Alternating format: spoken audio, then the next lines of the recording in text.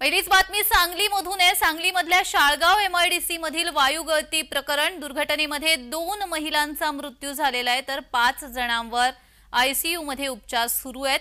सांगली जिल्ह्यातील शाळगाव एमआयडीसी मधील Myanmar chemical कंपनीमध्ये वायू गळती झाली आहे।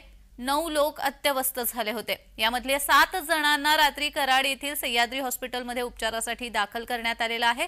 2 महिलांचा उपचारादरम्यान मृत्यू झाल्याचं समजतंय, तर 5 जणांवरती आयसीयू मध्ये उपचार सुरू आहेत।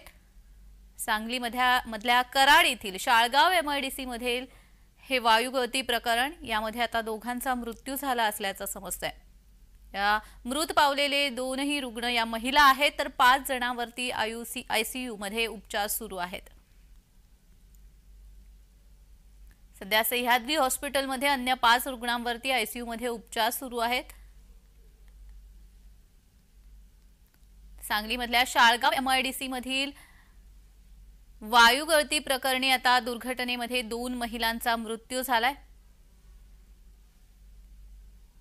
तर या संदर्भात अधिक माहिती देण्यासाठी आमचे प्रतिनिधी सुहास पाटील आपल्या सोबत जोडले गेलेले आहेत। सुहास, जी एमआयडीसी मधील जी केमिकल कंपनी आहे, वायू गळती झाली होती, 2 महिलांचा मृत्यू झाला असल्याचं समजतंय, अधिकची काय माहिती?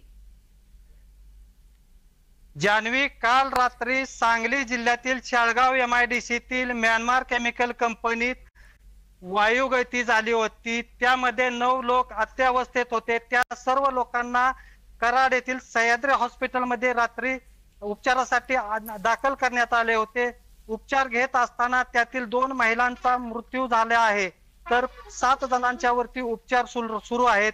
मृत्यू झालेल्या महिलांच्या मध्ये सुनीता उतरे येतगाव सांगलीच्या ह्या आहेत, तर नीलम रेट्रेकर मसूर सातारा जिल्ह्यातील आहेत। जानवी जी, धन्यवाद सुहास, तुम्ही दिलेल्या सविस्तर माहितीसाठी।